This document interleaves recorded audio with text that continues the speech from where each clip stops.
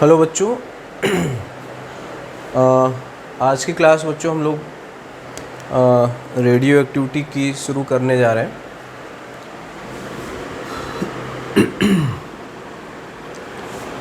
तो हमें बच्चों बात करनी है रेडियो एक्टिविटी।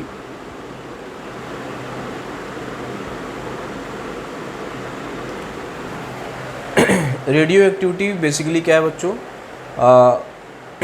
कुछ डिफरेंट टाइप ऑफ न्यूक्लियस की प्रॉपर्टी है जो कि because of their instability they disintegrate into their daughter nuclei.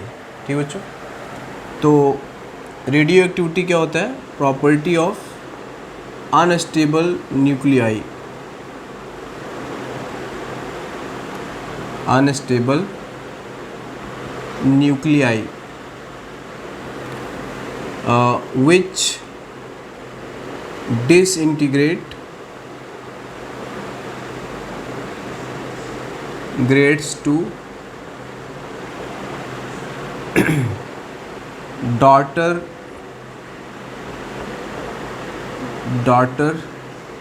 nuclei।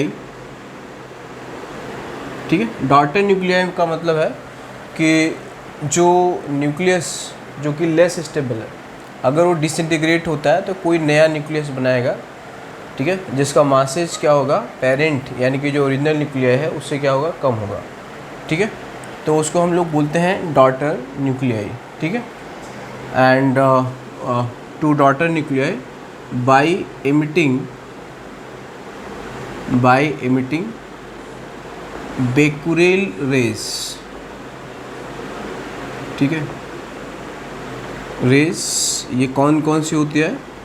Alpha, beta और गामा। तो अनस्टेबल न्यूक्लियाई की कुछ अनस्टेबल न्यूक्लियाई की प्रॉपर्टी है, क्या करना है? डिसइंटीग्रेट होना। इस प्रोसेस का नाम क्या है बच्चों? Radio activity. और ये जो सब्सटेंस है, ये जो न्यूक्लियस है, ये जो एटम है, ये जो एलिमेंट है, उसको हम लोग क्या बोलेंगे? Radio active. तो बेसिकली बच्चों ये क्या है ना कि जैसे कि नॉर्मल केमिकल रिएक्शन होता है। ठीक है, तो नॉर्मल केमिकल रिएक्शन में क्या होता है? बॉन्ड फॉर्म होता है एंड बॉन्ड ब्रेक होता है। ठीक है, यहाँ पे क्या होता है बच्चों? न्यूक्लियस ही ब्रेक करता है। ठीक है ना, ये नॉर्मल केमिकल रिएक्शन नहीं है। यहाँ पे क्या है? न्यूक्लियस, ठीक है, वो क्या करता है?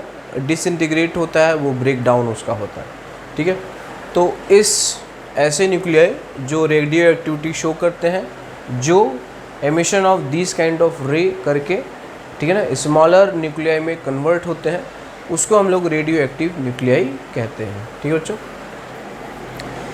तो अब इसमें क्या होता है बच्चों कि न्यूक्लियस जो होता है वो क्या होता है? स्टेबल या अनस्टेबल। अब इसकी आपको हमें क्या समझनी है कि इसके अंदर रेडियो एक्टिविटी क्यों आई। ठीक है ना, तो इसकी स्टेबिलिटी क्राइटेरिया क्या है? ठीक है बच्चों, इसकी स्टेबिलिटी क्राइटेरिया क्या है? तो बच्चों एज वी नो दैट कि न्यूक्लियस के अंदर क्या होता है? प्रोटॉन और न्यूट्रॉन होता है। ठीक है ना, प्रोटॉन और न्यूट्रॉन। प्रोटॉन पे क्या चार्ज होता है? Positive charge. ठीक है, तो पॉजिटिव चार्ज है तो उसमें क्या होना चाहिए? रिपल्शन होना चाहिए। तो न्यूक्लियस जो है वो स्टेबल नहीं होना चाहिए। बट ये जो न्यूक्लियस है बच्चों, ये काफ़ी ज़्यादा स्टेबल होता है नॉर्मली, है ना। जो भी एटम हम लोग जानते हैं, ठीक है, कि ऑक्सीजन है, नाइट्रोजन है, हाइड्रोजन है, ठीक है ना, इनके जो एटम है, आयरन है, कोबाल्ट है, जो भी आपने एस ब्लॉक, पी ब्लॉक ये सब पढ़ा है, वो सारे के सारे क्या होते हैं? उनके जो न्यूक्लियस होते हैं बहुत ज़्यादा स्टेबल होते हैं। ठीक है, तो स्टेबिलिटी का रीज़न क्या है? Fundamental reason of stability of nucleus. ठीक है, तो वो जो होता है बच्चों कि this is explained by nuclear forces. ठीक है ना, तो न्यूक्लियस जो है स्टेबल होने का वजह क्या है बच्चों? न्यूक्लियर फोर्स होता है। ठीक है, एंड न्यूक्लियर फोर्स जो होता है वो एक स्पेशल टाइप ऑफ फोर्स होता है जो न्यूक्लियॉन्स को बाइंड करने के लिए क्या होता है? रिस्पॉन्सिबल होता है। ये जो न्यूक्लियर फोर्स होता है ये एक्सट्रीमली ये स्ट्रॉन्ग होता है। ये एक स्पेशल टाइप ऑफ फोर्स होता है जो क्या होता है कि बहुत ही शॉर्ट रेंज फोर्स होता है। ठीक है, ये तभी ऑपरेट करता है जब डिस्टेंस क्या होता है? बहुत ही कम होता है और वो होता है फ्यू फेमटोमीटर, ठीक है। तो यहाँ पे जो होता है बच्चों की इसका जो स्टेबिलिटी क्राइटेरिया होता है वो क्या होता है, वो न्यूक्लियर फोर्स होता है, ठीक है ना। क्या होता है ये, न्यूक्लियर फोर्स, ठीक है, न्यूक्लियर फोर्स होता है। ये क्या होता है, वेरी शॉर्ट रेंज फोर्स होता है, ठीक है, वेरी शॉर्ट रेंज फोर्स, ये वेरी शॉर्ट रेंज फोर्स होता है। और इसका जो ऑर्डर होता है, order of few femtometre, femtometre, ठीक है बच्चों। तो अप्रॉक्सीमेटली अप टू 10 फेमटोमीटर, ठीक है ना, ये इफ़ेक्टिव होता है। 10 फेमटोमीटर से कम या अप टू 10 फेमटोमीटर, तो वहाँ तक ये जो न्यूक्लियर फोर्स होता है बच्चों, ये काफ़ी ज़्यादा क्या होता है, स्ट्रॉन्ग होता है, ठीक है। तो न्यूक्लियर फोर्स जो होता है बच्चों, ये जो होता है ये चार्ज पे डिपेंड नहीं करता है, ठीक है। मतलब प्रोटॉन प्रोटॉन के बीच का जो न्यूक्लियर फोर्स होगा, वही न्यूक्लियर फोर्स प्रोटॉन न्यूट्रॉन का भी होगा, वही न्यूक्लियर फोर्स न्यूट्रॉन और न्यूट्रॉन का होगा, ठीक है। जैसे बच्चों इलेक्ट्रॉन क्या करता है ना, स्पिन करता है, तो उसका एक अपना स्पिन क्वांटम नंबर होता है, एक उसका अपना एक ऑर्बिटल एंगुलर मोमेंटम होता है। तो एग्जैक्टली जो न्यूक्लियॉन्स होते हैं ना, इनका भी एक अपना स्पिन क्वांटम नंबर होता है, इनका भी ms की वैल्यू +½ और -½ होती है, ठीक है। तो प्रोटॉन प्रोटॉन का भी किसी एक प्रोटॉन का 2 क्वांटम नंबर होगा, स्पिन क्वांटम नंबर +½ और -½ ठीक है। न्यूट्रॉन का भी दोनों क्वांटम नंबर होगा +½ और -½ ठीक है। तो हर एक प्रोटॉन की भी एक अपनी क्वांटम स्टेट होती है, हर एक न्यूट्रॉन का भी एक अपनी क्वांटम स्टेट होती है, ठीक है। ये जो न्यूक्लियर फोर्स होता है ये स्पिन क्वांटम नंबर पे भी डिपेंड करता है बच्चों। न्यूक्लियर फोर्स पहली बात है बहुत ही शॉर्ट रेंज फोर्स है, दूसरा है कि ये चार्ज पे डिपेंड नहीं करता है कि प्रोटॉन प्रोटॉन पे भी उतना ही न्यूक्लियर फोर्स लगेगा जितना प्रोटॉन न्यूट्रॉन का होगा और जितना न्यूट्रॉन न्यूट्रॉन का होगा, ठीक है। दूसरा है कि अगर सेम स्पिन के प्रोटॉन होंगे तो उसमें न्यूक्लियर फोर्स ज़्यादा होगा एज़ कम्पेयर टू वो प्रोटॉन जिनका स्पिन क्या होगा बच्चों, अपोजिट होगा, ठीक है। तो जो न्यूक्लियर फोर्स है ये क्या है बच्चों, ये वेरी शॉर्ट रेंज है, पहली बात है कि वेरी शॉर्ट रेंज है, ठीक है। दूसरा होता है ये इंडिपेंडेंट ऑफ चार्ज होता है, इंडिपेंडेंट ऑफ चार्ज, ठीक है। तीसरा है कि it depends upon spin quantum number, ठीक है, spin quantum number, spin quantum number, ठीक है। तो जैसे ये प्रोटॉन है, ये प्रोटॉन है, इस पर न्यूक्लियर फोर्स लगेगा, तो अगर इसका ms की वैल्यू अगर ये +½ है, ठीक है, तो इसका भी अगर +½ होगा तो ये न्यूक्लियर फोर्स क्या होगा बच्चों, ये स्ट्रॉन्ग होगा, क्लियर। अगर इसका -½ है, इसका भी -½ है, तब भी ये न्यूक्लियर फोर्स क्या होगा, स्ट्रॉन्ग होगा। अगर ये +½ है, ठीक है, -½ है, या ये -½ है, ये +½ है, तो ये क्या होगा, वीक होगा, ठीक है बच्चों। तो nuclear force very short range है, ऑर्डर ऑफ फ्यू फेमटोमीटर है, ठीक है, इंडिपेंडेंट ऑफ चार्ज है और डिपेंड करेगा इनकी क्वांटम स्टेट पे। तो अगर वो सेम क्वांटम स्टेट है, ठीक है, सेम स्पिन क्वांटम नंबर है, ठीक है, बेसिकली स्पिन क्वांटम नंबर है ना, वी कैन नॉट से लाइक क्वांटम स्टेट, ठीक है ना। यहाँ पे बच्चों जैसे इलेक्ट्रॉन के लिए ना सारी क्वांटम नंबर्स होती है, ठीक है ना, जैसे पॉली एक्सक्लूशन प्रिंसिपल होल्ड करता है, वैसे ही प्रोटॉन के लिए भी होता है, वैसे ही न्यूट्रॉन के लिए भी होता है, ठीक है ना। तो ऐसे दो प्रोटॉन जिनका स्पिन क्वांटम नंबर क्या है बच्चों, सेम है, उनमें ही न्यूक्लियर फोर्स स्ट्रांग होगा, या तो दोनों प्लस होने चाहिए या दोनों माइनस होना चाहिए। ऐसे प्रोटॉन जिनका न्यूक्लियर स्पिन अपोजिट है, ठीक है ना, तो उनमें क्या होगा, वीक होगा।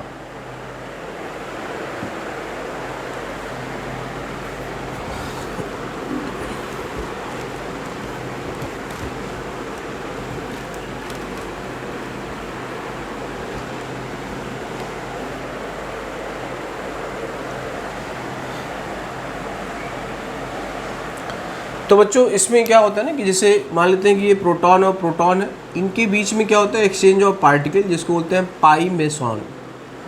ठीक है, ये जो न्यूक्लियर फोर्स है स्पेशल है, इसके बारे में अभी बहुत कुछ चीज़ों को, ठीक है ना, जानना बाकी है। प्रोटॉन और न्यूट्रॉन के भी बीच में, ठीक है, और न्यूट्रॉन के भी बीच में, ठीक है बच्चों। तो इनके बीच में एक पेयर बनता है, ठीक है ना। तो पेयरिंग, तो जितना मतलब कि अगर ये जो पेयरिंग है वो इसी पे डिपेंड कर रही है, ठीक है ना, कि न्यूक्लियर फोर्सेस ज़्यादा होगा अगर इनकी सेम टाइप की पेयरिंग होती है, ठीक है ना बच्चों।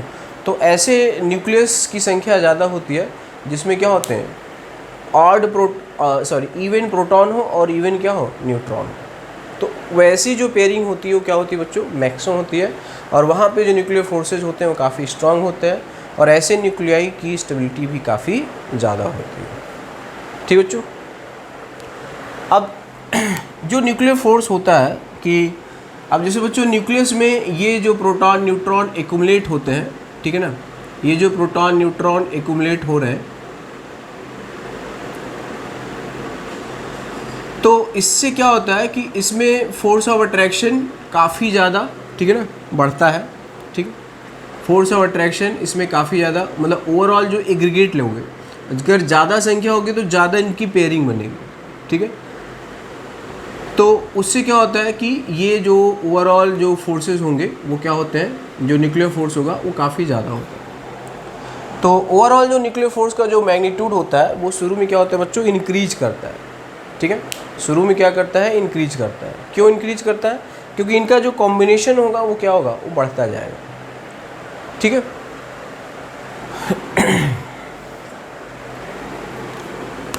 और इसके बाद हम देखते हैं कि जैसे जैसे, ठीक है ना, इसकी साइज, जैसे बच्चों क्या होता है ना कि जैसे एक न्यूट्रॉन है, जैसे कोई एक एटम है या कोई एक पार्टिकल है, तो इसके जो नेबर्स होते हैं, ठीक है ना, इसके कितने नेबर्स हो सकते हैं, देखो जैसे मान लीजिए कि ये एक प्लेन में है, ठीक है,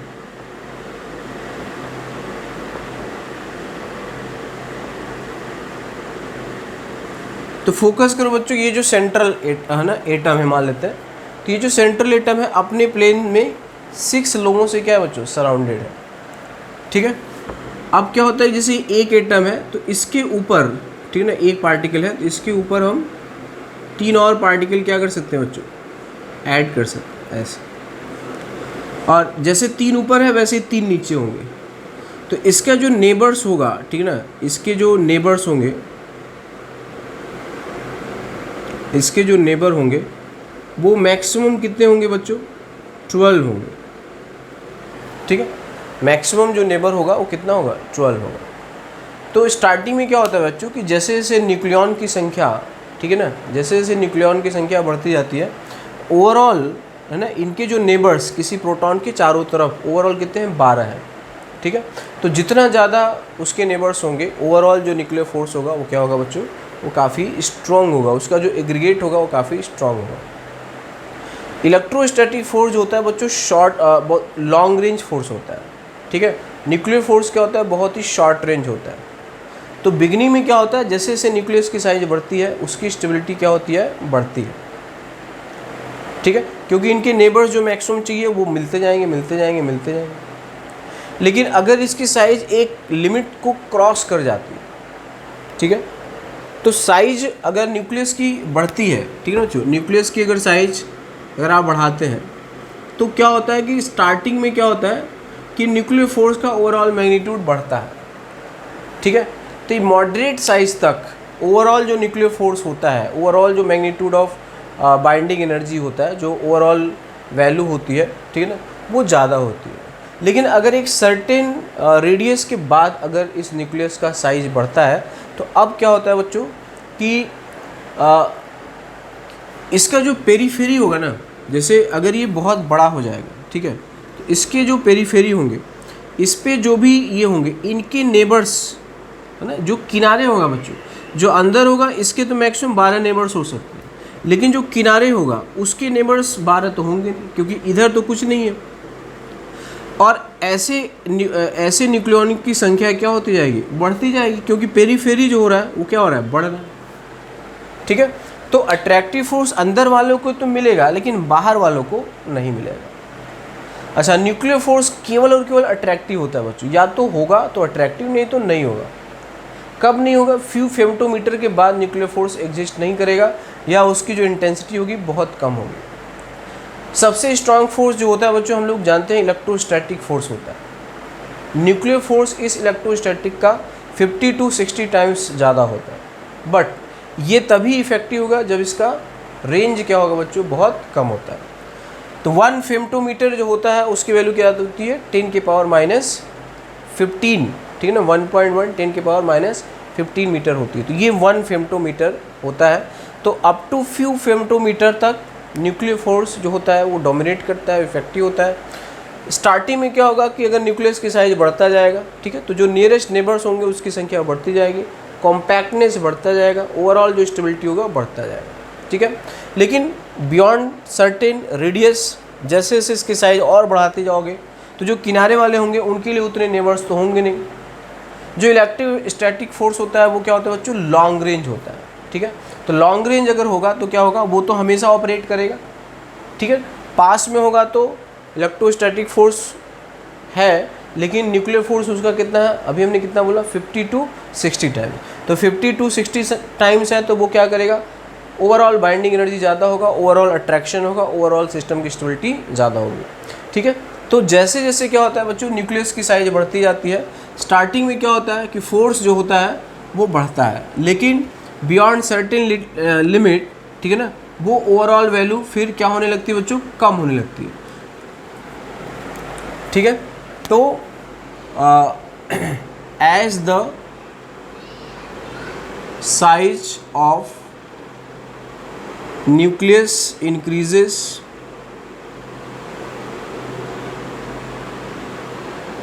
ठीक है, as the size of nucleus increases nuclear force increases, ठीक है, इनिशियली इंक्रीजेस इनिशियली, कि जैसे जैसे न्यूक्लियस की साइज क्या होती है बच्चों, बढ़ती है, जो न्यूक्लियर फोर्स होता है उसकी वैल्यू क्या होती जाती है, बढ़ती जाती है। बट बियॉन्ड सर्टेन लिमिट, ठीक है, nuclear force become less significant, ठीक है। न्यूक्लियर फोर्स क्या होने लगता है, कम सिग्निफिकेंट होने लगता है, ठीक है। तो वहाँ पे जो इलेक्ट्रोस्टैटिक फोर्स है, इलेक्ट्रोस्टैटिक फोर्स, ठीक है, विच इज लॉन्ग रेंज, ठीक है, स्टार्ट डोमिनेटिंग। और इस तरह से बच्चों क्या होता है कि अगर न्यूक्लियस हैवी होने लगता है तो उसकी स्टेबिलिटी क्या होने लगती है, कम होने लगती है, और इसी कारण से वो क्या करता है, फिर छोटे फ्रेगमेंट्स में कन्वर्ट होने लगता है। तो by emitting alpha beta and gamma rays, ठीक है ना, वो क्या हो जाता है, वो स्प्लिट करने लगता है, ब्रेक करने लगता है, और उसका डिसइंटीग्रेशन होने लगता है। और this is the main cause of radio activity. Nucleus जो होता है बच्चों, सभी न्यूक्लियस का जो डेंसिटी होता है वो ऑलमोस्ट सेम होता है, ठीक है। Density of all nucleus are almost same. कैसे होता है बच्चों, देखो ये होता है radius of nucleus is equal to r0 a के पावर 1/3। यहाँ पे a जो है वो क्या है, वो मास नंबर है, ठीक है, a क्या है, मास नंबर। r0 जो है इसकी वैल्यू होता है 1.1 10 के पावर -15 मीटर, तो 1.1 फेम्टोमीटर है। तो मास ऑफ न्यूक्लियस क्या होगा बच्चों, मास ऑफ न्यूक्लियस क्या होगा, जैसे मान लेते हैं बच्चों ये Z और A है, A इज मास नंबर, तो मास ऑफ प्रोटॉन और mass of neutron although they are, है ना, दे डिफर्स, बट उनमें जो डिफरेंस होता है बहुत ही कम होता है। तो हम मान सकते हैं ना बच्चों, इसका मास ऑफ न्यूक्लियस क्या लिखेंगे, m इंटू ए लिख सकते हैं। ये समझ में आ रहा है, m, ए का मतलब क्या है बच्चों, मास नंबर। से मान लो कि मास नंबर जैसे कि ऑक्सीजन है, ठीक है ना, तो ऑक्सीजन का मास नंबर कितना है, 16 है, तो उसमें 8 प्रोटॉन और 8 न्यूट्रॉन है, ठीक है ना। अब हमने कर दिया कि मान लेते हैं mass of proton is equal to mass of neutron, है ना। जैसे ऑक्सीजन है 8 और 16 है, तो इसमें क्या है, 8 प्रोटॉन 8 न्यूट्रॉन, ठीक है ना।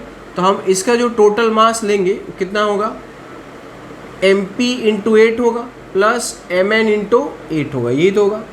बट मैं क्या कह रहा हूँ कि since mp is almost equal to mn, तो हम क्या लिख सकते हैं, इसका जो टोटल मास लिखेंगे वो क्या लिखेंगे, 16m लिख सकते हैं, ठीक है, 16m। Where what is m, m is mass of neutron और mass of proton because both are same, ठीक है ना। तो मास ऑफ जो न्यूक्लियस लिखोगे क्या लिखोगे बच्चों, m into A. What is m, m is mass of neutron, ठीक है ना, हम मान सकते हैं क्योंकि प्रोटॉन और न्यूट्रॉन का मास लगभग सेम है, ठीक है, और दोनों की संख्या मिला के क्या है, a है, तो m इंटू ए लिखोगे। तो can you find the volume, ठीक बच्चों, तो वॉल्यूम जो होगा वो क्या होगा, तो इसका जो v होगा, v क्या होता है बच्चों, 4π/3, ठीक है ना, r क्यूब, ठीक है, ये आ जाएगा, यानी कि 4π/3 r की जगह क्या लिखोगे, r0 क्यूब इंटू क्या है, a हो जाएगा। और डेंसिटी क्या होगा बच्चों, मास अपॉन वॉल्यूम होगा, क्लियर। और मास आपने निकाला है m into a divided by 4π/3 r0 का क्यूब इंटू, ठीक है ना, a। यहाँ से देखोगे a और a क्या हो गया बच्चों, कैंसिल हो। तो डेंसिटी क्या हो गया, इंडिपेंडेंट ऑफ मास नंबर हो गया, दिख रहा है बच्चों, ये और ये कट जाएगा, ठीक है। तो सभी न्यूक्लियस की डेंसिटी क्या होती है बच्चों, अप्रॉक्स सेम होती है ना, हमने अप्रॉक्स क्योंकि हमने एज्यूम किया है कि mass of proton is equal to क्या है, मास ऑफ न्यूट्रॉन, ठीक है। ये एक दो बातें आप समझते रहें।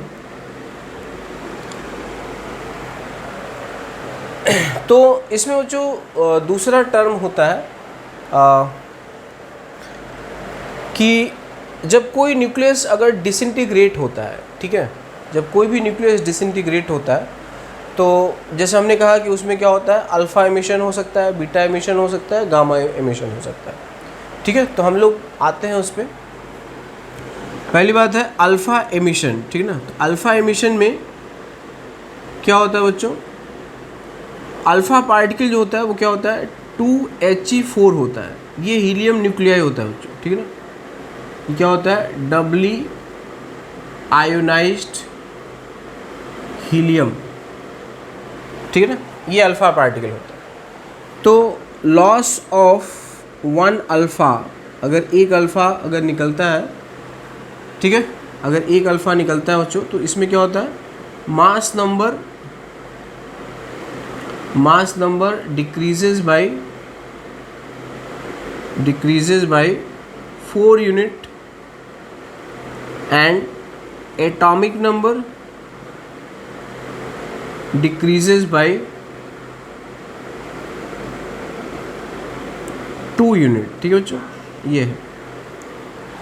तो जब अल्फ़ा एमिशन होता है तो मास नंबर, क्योंकि इसका 4 है और ये 2 है, ठीक है ना, तो mass number will be decrease by 4 unit and atomic number will be decrease by, जैसे मान लेते हैं कि अगर ये लिखा हमने x, z और a, ठीक है, यहाँ से हम बनाते हैं बच्चों y प्लस 2He4, ठीक है, ऐसे। तो यहाँ पे हम क्या लिखेंगे, z-2 और यहाँ पे क्या होगा, a-4, ठीक है बच्चों। तो ये है अल्फ़ा एमिशन। तो अगर कोई भी न्यूक्लियस, ठीक है ना, जब उसकी साइज़ बहुत ज़्यादा बढ़ने लगती है तो वो क्या करता है, वो अल्फ़ा एमिशन करना शुरू करता है।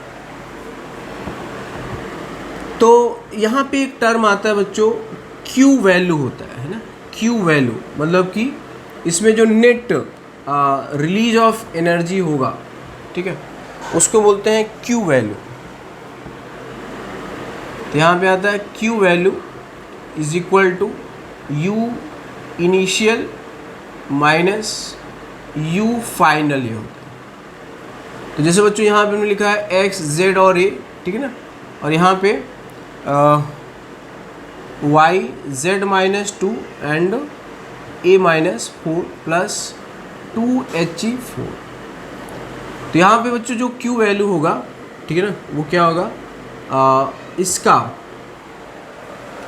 X की जो एनर्जी है, ठीक है ना, तो m ऑफ x ये आपको दिया रहेगा बच्चों, minus m of y minus m of z into c square कर लो, है ना, delta m into c square. ये है बच्चों Q वैल्यू। तो ये है आपका u i है, और ये वाला जो टर्म है बच्चों u फाइनल। तो आपको अगर सभी के मास ये आपको गिवन हो गया ना, ये आपको याद नहीं रखना, जस्ट आपको इनिशियल माइनस फाइनल। तो ये जो एनर्जी होती है ना, ये जो मास डिफेक्ट होता है, ठीक है ना, वही किस में कन्वर्ट होता है, एनर्जी में, ठीक है। तो ये जो एनर्जी होगा वो क्या हो सकता है, वो इसकी काइनेटिक एनर्जी में जो अल्फ़ा पार्टिकल निकल रहा है, ठीक है ना, उससे क्या होगा, अल्फ़ा पार्टिकल मूव कर सकता है, ठीक है। तो समटाइम्स ये पूछता है कि what is the maximum kinetic energy, ठीक है। तो वो आप निकाल सकते हैं Q वैल्यू, है ना, इसकी एनर्जी, ये डेटा आपको दिया जाएगा बच्चों, ये आपको याद नहीं रखना है, ठीक है ना, इसका डेटा रहेगा, सभी का आपको डेटा दिया जाएगा, तो आप वहाँ से Q वैल्यू क्या हो वो आप क्या कर सकते हैं, निकाल सकते हैं, ठीक है। तो ये है बच्चों अल्फ़ा एमिशन। दूसरा है इसमें बीटा एमिशन, ठीक है। तो बीटा एमिशन में क्या होता है, उसको समझने के पहले बात करते हैं बच्चों। जैसे हमने क्या कहा कि एक न्यूक्लियस की स्टेबिलिटी बेल्ट होता है, ठीक है ना। तो स्टेबिलिटी ऑफ न्यूक्लियस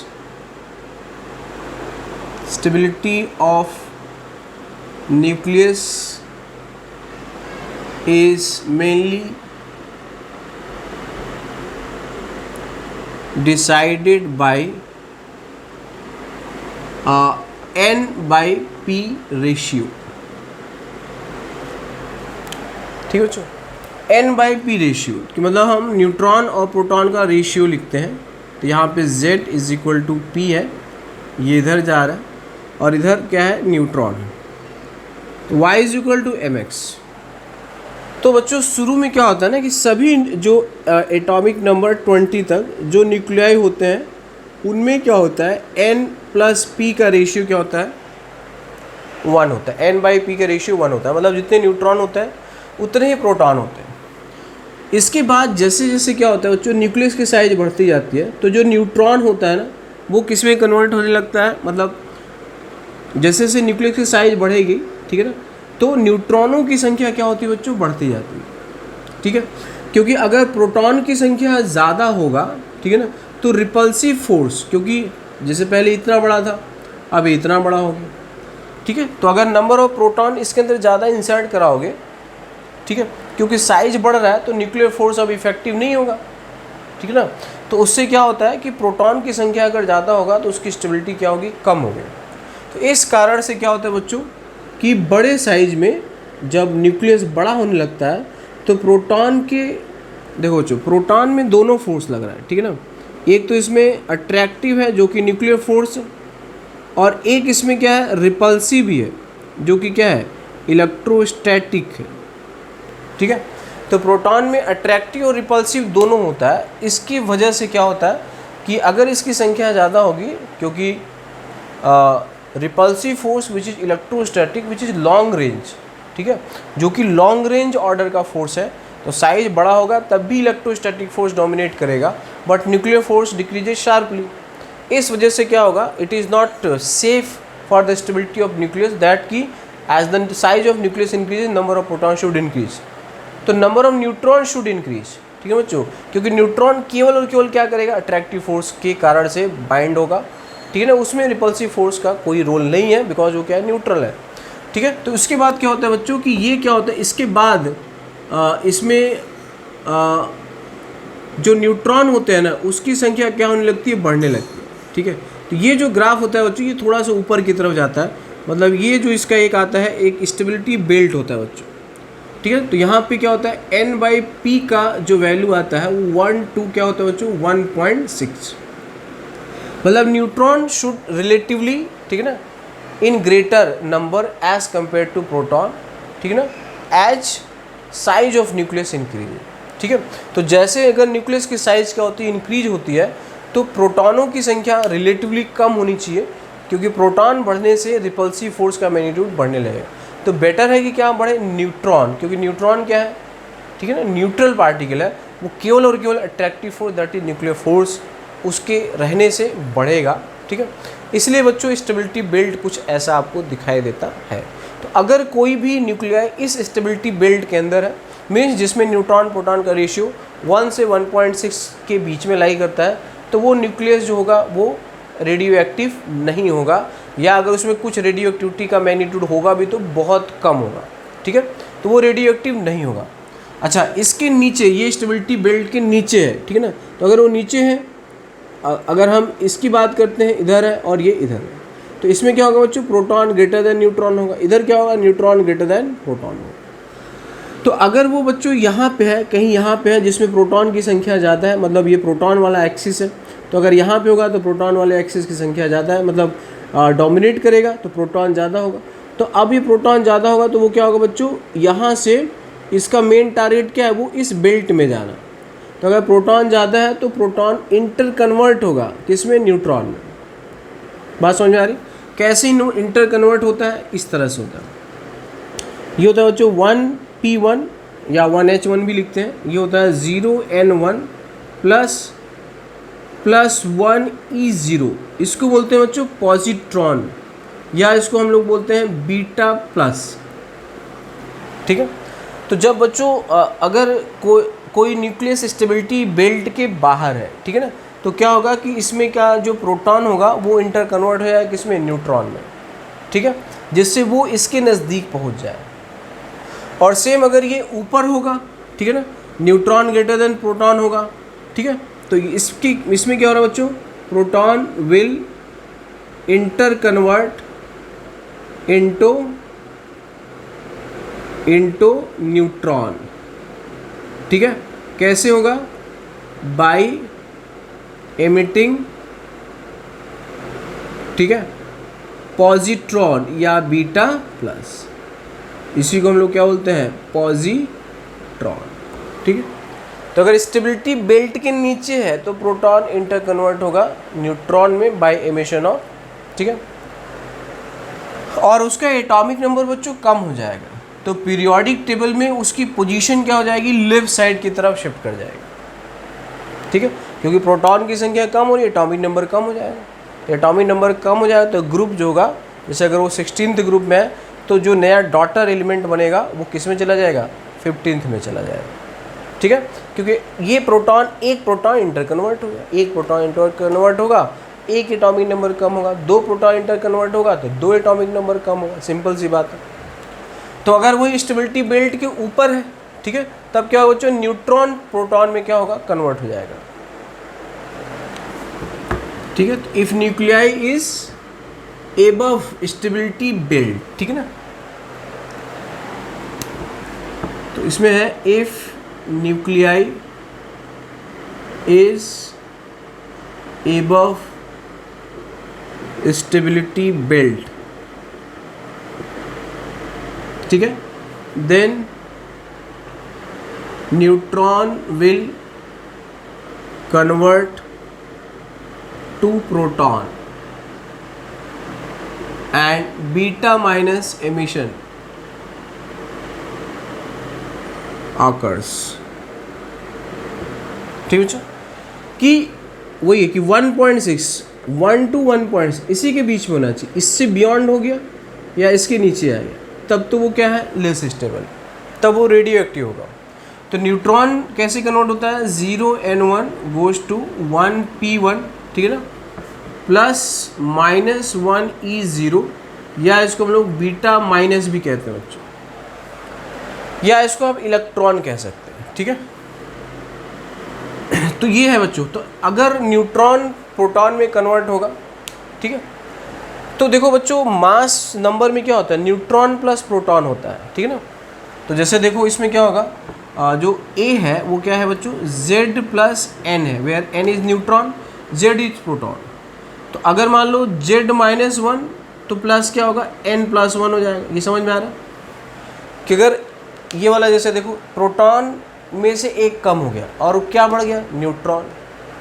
दूसरा केस क्या हो सकता है कि Z+1 हो सकता है प्लस n-1 हो सकता है। दूसरा केस कि एक न्यूट्रॉन इसमें से माइनस कर लो, मतलब ये कन्वर्ट हो गया और वो प्रोटॉन की संख्या बढ़ जाएगी। दोनों के केस में क्या होता है बच्चों, मास नंबर क्या रहेगा, अनचेंज रहेगा। तो बीटा एमिशन दो टाइप का हो सकता है, एक बीटा प्लस हो सकता है और दूसरा बीटा माइनस हो सकता है। बीटा प्लस को हम लोग पॉजिट्रॉन एमिशन भी कह सकते हैं और बीटा माइनस को हम लोग इलेक्ट्रॉन एमिशन भी कह सकते हैं, ठीक है। तो इसमें क्या होता है कि जब न्यूट्रॉन प्रोटॉन में कन्वर्ट होगा या प्रोटॉन न्यूट्रॉन में कन्वर्ट होगा तो वैसी केस में जो टोटल मास नंबर है, ठीक है ना, Z+n, वो वैल्यू क्या रहती है बच्चों, सेम रहती है, ठीक है। तो with emission of beta minus या बीटा रेज, ठीक है ना, प्रोटॉन की संख्या बढ़ जाती है, ठीक है, एटॉमिक नंबर उसका बढ़ जाएगा, बट मास नंबर क्या रहेगा बच्चों, कांस्टेंट रहेगा, ठीक है। तो ये स्टेबिलिटी बिल्ट है, इससे आप बहुत सारी चीज़ें, है ना, क्वेश्चन इस पे कई बार एग्जाम में आया हुआ है।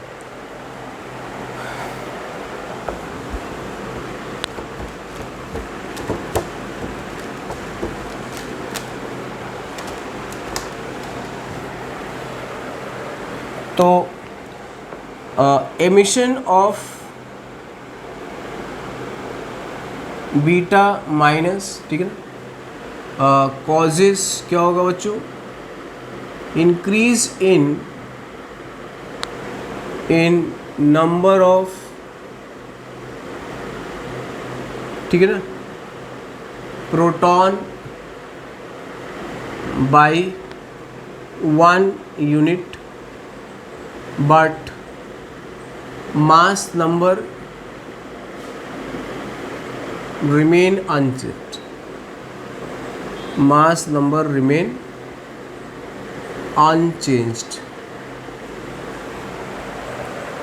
ठीक है। तो यहाँ पे बच्चों एक आता है ना सोडी, ठीक है ना, सोडी फजान्स ग्रुप डिस्प्लेसमेंट लॉ। तो यही कहता है बच्चों कि अगर अल्फ़ा एमिशन होता है, ठीक है ना, अल्फ़ा एमिशन होगा तो क्या होगा, एटॉमिक नंबर 2 यूनिट से कम हो जाएगा, तो position in periodic table 2 unit से शिफ्ट हो जाएगा। और अगर बीटा माइनस होगा, ठीक है, बीटा माइनस, तो पोजीशन इन पीरियोडिक टेबल, ठीक है ना, यहाँ पे लिख लेंगे पोजीशन इन पीरियोडिक टेबल। तो यहाँ पे क्या होगा बच्चों, 2 यूनिट क्या हो जाएगा, ये लेफ्ट हो जाएगा, और इस केस में 1 यूनिट क्या हो जाएगा, राइट हो जाएगा। तो अगर कोई नाइट्रोजन फैमिली का अल्फ़ा एमिशन करता है तो 2 यूनिट पीछे आ जाएगा और वो किस में चला जाएगा, बोरॉन फैमिली में। बोरॉन फैमिली का या कार्बन फैमिली का कोई एटम बीटा माइनस एमिशन करता है तो एक प्रोटॉन बढ़ जाएगा, तो अब वो कार्बन से किस में चला जाएगा, जो डॉटर न्यूक्लियस होगा वो किस में चला जाएगा, नाइट्रोजन फैमिली में चला जाएगा, ठीक है बच्चों। तो ये एक बेसिक है, इसको बोलते हैं सोडी फजान्स ग्रुप डिस्प्लेसमेंट लॉ, ठीक है ना।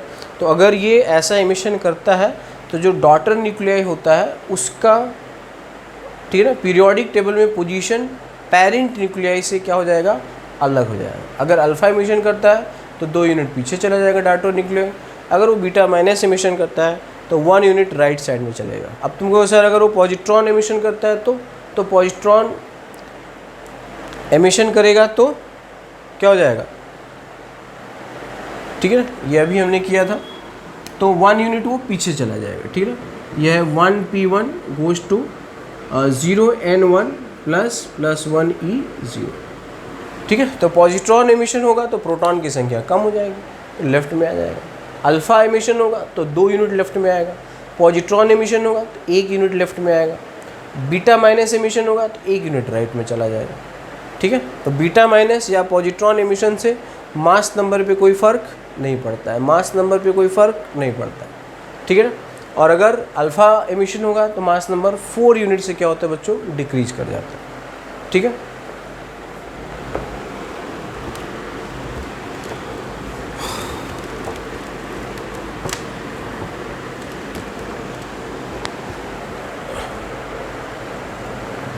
तो जैसे बच्चों इस पे हम लोग जैसे मान लेते हैं बच्चों, ये क्वेश्चन है कि यह है यूरेनियम 92 238 से ये जा रहा है लेड है, ठीक है ना, और 206 एंड 82। ठीक है, तो आपसे पूछा गया है find number of alpha and beta emission. ठीक है बच्चों, find number of alpha and beta emission. तो बच्चों अभी होगा कि अगर अल्फ़ा एमिशन होगा तो, ठीक है, तो मास नंबर कितना होगा बच्चों, 4 यूनिट से डिक्रीज करेगा, 4 यूनिट, ठीक है ना, डिक्रीज्ड बाय 4 यूनिट। अगर अल्फ़ा एमिशन होगा तो मास नंबर क्या होगा, डिक्रीज बाय 4 यूनिट। ठीक है, तो बीटा एमिशन से मास नंबर चेंज होता ही नहीं है। तो अब बच्चों यहाँ से मान लेते हैं कि जैसे 238 माइनस 206, यही तो हुआ ना, ये क्या है, डिक्रीज इन मास है। तो ये जो वैल्यू आ रही वो कितने आ रही है, 32। ठीक है, मान लेते हैं एन अल्फ़ा हुआ, तो एन अल्फ़ा का मास कितना होगा बच्चों, n इंटू 4 होगा, क्योंकि एक अल्फ़ा का मास 4 यूनिट होता है, इज इक्वल टू 32 निकालोगे तो n की वैल्यू क्या हो जाएगी, 8 आ जाएगी। इसका मतलब बच्चों इसमें से क्या हुआ, 8 अल्फ़ा निकल गया। ये समझ में आ रहा है, मास नंबर में सिर्फ और सिर्फ अल्फ़ा का ही रोल होगा। अब अगर ये जो यूरेनियम है, ठीक है, ये 92 और 238, अगर ये 8 अल्फ़ा को एमिट करेगा, ठीक है बच्चों, मान लेते हैं कंपाउंड एलिमेंट Y बनाता है, तो अब देखो इसका एटॉमिक नंबर कितना होगा बच्चों, 16 यूनिट से कम होगा। क्लियर, तो ये तो आप लिख लोगे, ये कितना है, ये 20 तो 6 होगा, बट ये कितना होगा, 2 यूनिट से डिक्रीज होता है ना, एक अल्फ़ा से। तो 8 अल्फ़ा है तो कितना हो जाएगा, 8 इंटू 2 हो जाएगा, मतलब 16 हो जाएगा। यानी कि इसका जो मास नंबर होगा 92 माइनस 16 होगा। ये वैल्यू कितना आ रहा है, 76।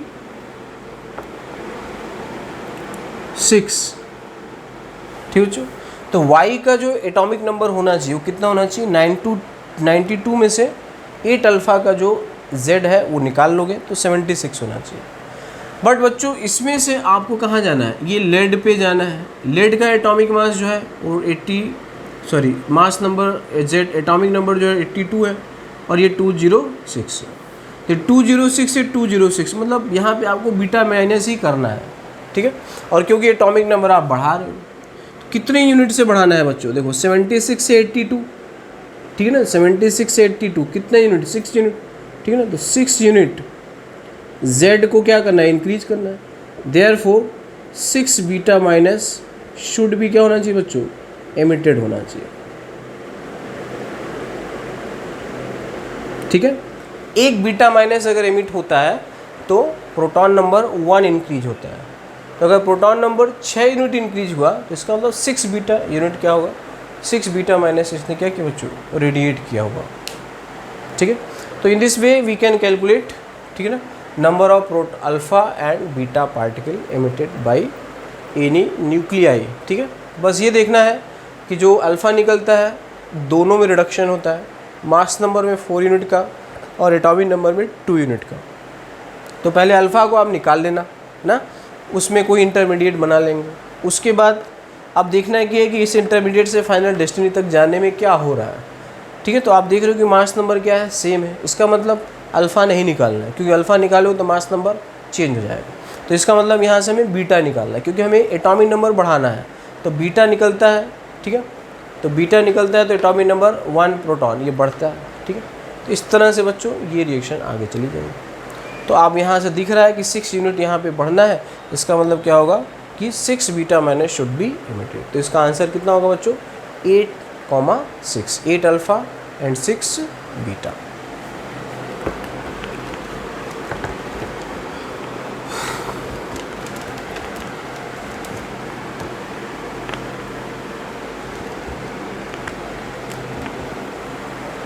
जैसे इसमें बच्चों एक क्वेश्चन होता है, predict beta minus and beta plus emitter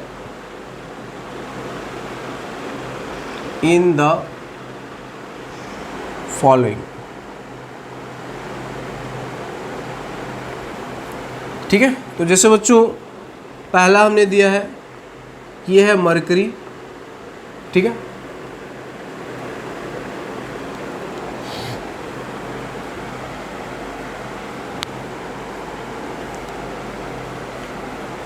तो ये होता है बच्चों 80 एंड 195। अच्छा, स्टेबल जो मरकरी होता है, स्टेबल मरकरी वो होता है 80 एंड 200, ये स्टेबल है बच्चों। तो आपको बताना है कि ये क्या इमिट करेगा, ये बीटा प्लस इमिट करेगा कि बीटा माइनस। ठीक है बच्चों, तो ध्यान देखो, तो जेड दोनों का सेम है, ये अनस्टेबल न्यूक्लियाई है, ये आपको बच्चों क्वेश्चन में दिया रहेगा, ये वाला भी और स्टेबल वाला भी दिया रहेगा। कई बार स्टेबल वाला नहीं दिया रहेगा तो अंडरस्टूड है, आप मान लोगे, ठीक है ना, अभी आगे हम देख लेंगे। जैसे बच्चों ये अनस्टेबल है, ये स्टेबल है, तो जेड तो सेम है। अच्छा, इसमें न्यूट्रॉन कितना बच्चों 120 है, और इसमें न्यूट्रॉन कितना है देख लो, इससे 115 है। तो इसका मतलब कि अनस्टेबल न्यूक्लियाई में क्या हो रहा है, अनस्टेबल न्यूक्लियाई, ठीक है ना, has less neutron as compare to stable one. ठीक है ना, इसलिए क्या होगा कि न्यूट्रॉन की संख्या इंक्रीज होना चाहिए, देयरफॉर न्यूट्रॉन मस्ट इंक्रीज। ठीक है ना, neutron must increase, therefore proton should convert to neutron. ठीक है बच्चों, तो इसमें क्या होना चाहिए, जो प्रोटॉन है वो न्यूट्रॉन में कन्वर्ट होना चाहिए। ठीक है ना बच्चों, ये क्या हो जाएगा 1p1 goes to 0n1 plus 1e0, या इसी को हम लोग बीटा प्लस। तो इसका मतलब ये क्या है बच्चों, ये बीटा प्लस एमिटर होगा। ठीक है, it will be beta plus emitter, क्योंकि स्टेबल न्यूक्लियाई में न्यूट्रॉन रिलेटिवली ज़्यादा है ना। आपको n/p रेशियो नहीं निकालना है, आपको सिर्फ देखना है कि स्टेबल वाले में क्या चीज़, अगर ये दो चीज़ बराबर है तो इस वाले में है ना, प्रोटॉन सेम है तो ये वाली वैल्यू देख लेंगे, तो ये वैल्यू एक्सेस में है, इसका कम हो रहा है, तो ये शॉर्ट पड़ रहा है, तो इसका मतलब वो इसके नज़दीक जाना चाहेगा, तो इसका मतलब न्यूट्रॉन बढ़ना चाहिए, इसका मतलब प्रोटॉन की वैल्यू क्या हो जाएगी, न्यूट्रॉन में कन्वर्ट हो जाएगा। ठीक है, दूसरा जैसे है सेकेंड है, बी ले लेते हैं। ये है बच्चों एल्यूमिनियम 13 एंड 29 है। ठीक है, तो आपको पता है कि एल्यूमिनियम बेसिकली क्या होता है, स्टेबल वाला कौन होता है 13 और 27, ये स्टेबल है, तो आप देख सकते हो 13 सेम है। तो इसका मतलब क्या होगा कि इसके अंदर रिलेटिवली क्या है बच्चों, न्यूट्रॉन ज़्यादा है। ठीक है, न्यूट्रॉन एक्सेस में है, ठीक है ना, इसमें न्यूट्रॉन एक्सेस में है, तो देयरफॉर यहाँ इसका जो न्यूट्रॉन होना चाहिए वो क्या होना चाहिए, it should be converted to proton. ठीक है ना, तो therefore neutron should convert to proton. ठीक है बच्चों, तो न्यूट्रॉन प्रोटॉन में कन्वर्ट होगा, तो 0n1 goes to 1p1 plus -1e0, या बीटा माइनस। इसका मतलब क्या होगा बच्चों, ये बीटा माइनस एमिटर होगा। ठीक है, एक और ले लेते हैं, जैसे बच्चों है कैल्शियम 20 एंड 49, और स्टेबल कैल्शियम कौन होता है, ठीक है ना, 20 और 40 होता है। यहाँ भी आप देख सकते हो, इसके अंदर न्यूट्रॉन 20 है, इसके अंदर न्यूट्रॉन 29, यहाँ भी न्यूट्रॉन एक्सेस में है। ठीक है ना, इसलिए क्या होगा 0n1 to 1p1 plus -1e 0। तो इस वजह से क्या होगा बच्चों, ये क्या करेगा, ये भी बीटा माइनस एमिटर होगा। ठीक है, तो ये बच्चों बहुत ही इम्पॉर्टेंट, ठीक है ना, ऑब्जेक्टिव्स में इस टाइप के प्रॉब्लम्स पूछते जाते हैं।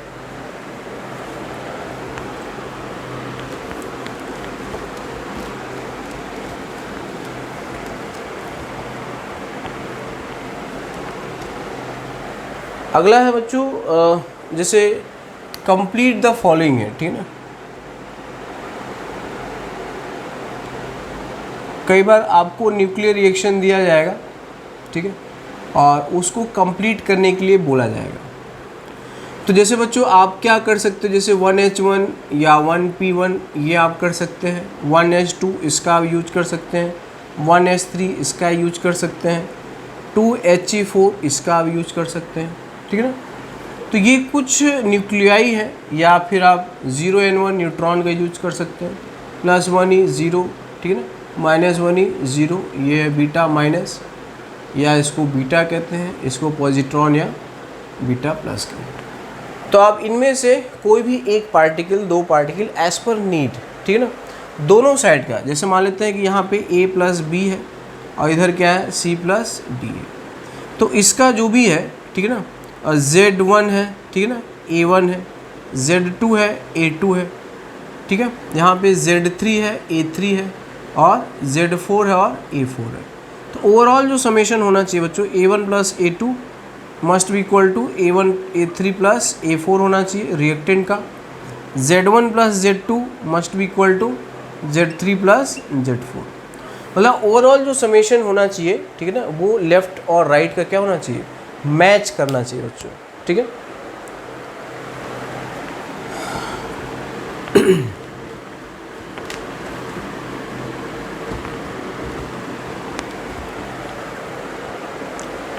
समटाइम्स आपको कुछ ऐसा दिया रहता है बच्चों, जैसे मान लेते हैं हमने लिखा है 7n, ठीक है ना, 14, और यहाँ आपने लिखा अल्फ़ा एंड प्रोटॉन, ठीक है। इसका क्या मतलब है, या अल्फ़ा एंड 1H1। तो इसका इंटरप्रिटेशन क्या है, इसका इंटरप्रिटेशन है बच्चों कि अल्फ़ा पार्टिकल, ठीक है ना, alpha particle should be bombarded, ठीक है ना, alpha particle should be bombarded and there will be emission of proton in product, ठीक है बच्चों, ये मतलब। तो इसको आप कैसे लिखोगे, ऐसे लिखोगे, तो ये नाइट्रोजन है N7 and 14 plus alpha particle क्या होता है बच्चों, 2He4, ठीक है, और ये जाएगा 1H1 में प्लस। अब आपको देखना है बच्चों, देखो जैसे 7 + 2 9 हुआ, इधर 1 हुआ, तो इधर कितने की शॉर्ट है, 8 की। तो यहाँ पे आप लिखो बच्चों 8, और 8 किसका एटॉमिक नंबर होता है, ऑक्सीजन का। तो 14 + 4 कितना हुआ बच्चों, 18 हुआ। यहाँ पे क्या रखोगे, 17, इस तरह से, ठीक है। तो अगर मैं ये लिखा हूँ तो इसका जो कंप्लीट इक्वेशन होगा बच्चों ये होगा, ठीक है। एक और एग्जांपल लेते हैं, जैसे मान लो लेते हैं हमने लिखा बेरिलियम, ठीक है, ठीक है ना, 4 एंड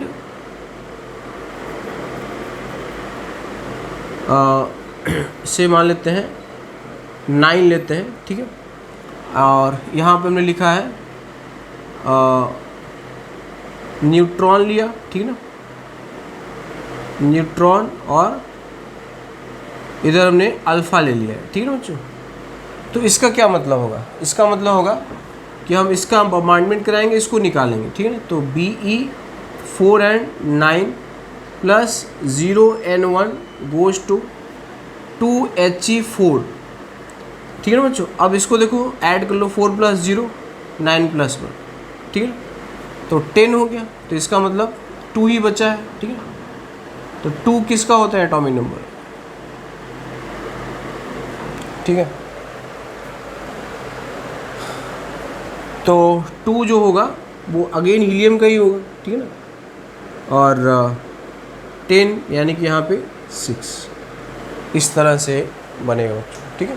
तो ये कुछ एग्जाम्पल जो है वो आपको हमने दिए हैं, तो आप इस तरह से क्या कर सकते हैं बच्चों, बैलेंसिंग कर सकते हैं, ठीक है ना। ब्रैकेट में लिखने का मतलब है कि इसकी बम्बार्डमेंट करानी है, इसको निकालनी। मैं एक ऐसा एग्जाम्पल ले लूँ, ये थोड़ा सा ऑकवर्ड एग्जाम्पल है, ठीक है ना, doesn't matter, just know what is the real concept. तो जैसे बच्चों 1-2 एग्जाम्पल कर लेते हैं सो दैट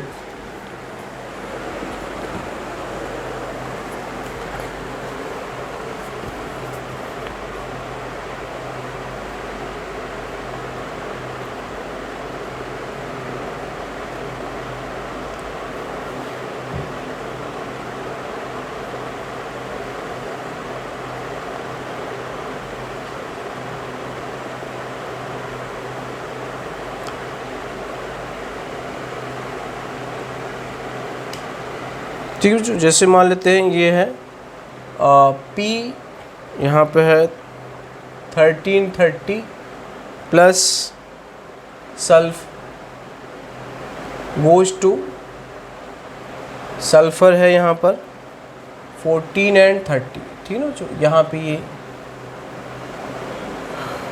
और 7 एंड 14 है प्लस 2He4 है गोज टू 8 और यहाँ पर 17 है, ठीक है। तो बस ये देख लेते हैं, तो क्या हो जाएगा बच्चों पहले वाले में,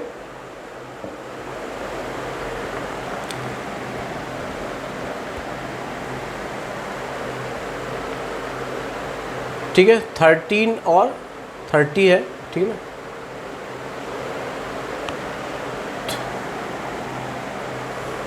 तो